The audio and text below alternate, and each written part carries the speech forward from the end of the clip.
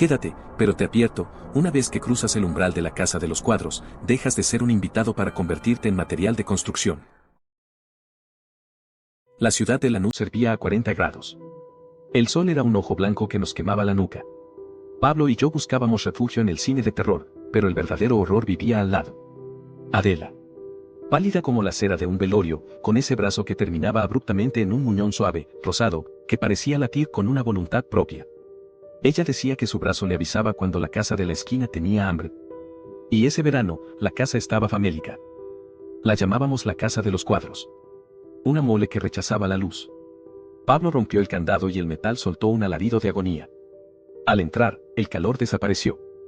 Fue reemplazado por un frío húmedo, un olor a gasa usada y a cal húmeda.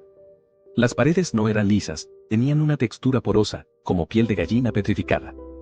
Adela no dudó. Caminaba hacia la oscuridad con el muñón extendido, como si buscara un encastre perfecto en las grietas del pasillo. Subimos las escaleras de mármol negro.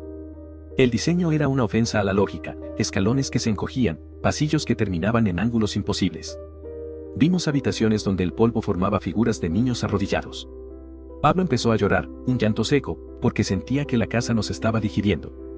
Pero Adela reía. Su risa no era de niña, era un sonido mineral, el choque de dos piedras en el fondo de un pozo. Ella ya no nos miraba a nosotros, miraba las paredes como si fueran su verdadera madre. Llegamos a la habitación del fondo.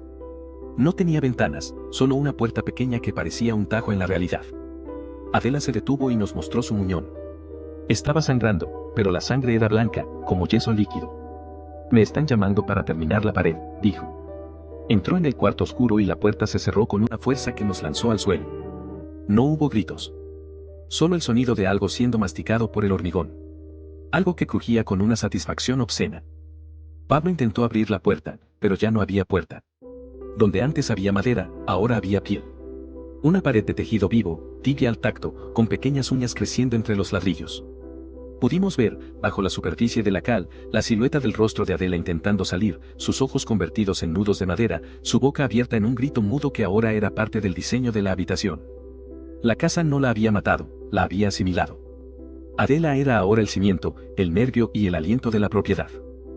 Huyeron, pero la casa se quedó con algo de ellos. Hoy, en ese terreno baldío, no crece el pasto. Solo crecen dientes de leche entre los escombros. Si te acercas lo suficiente, puedes oír el latido del corazón de Adela bajo la tierra, esperando a que alguien más decida que quiere jugar a las escondidas. Porque en esa casa, cuando te encuentran, te vuelves parte de la estructura.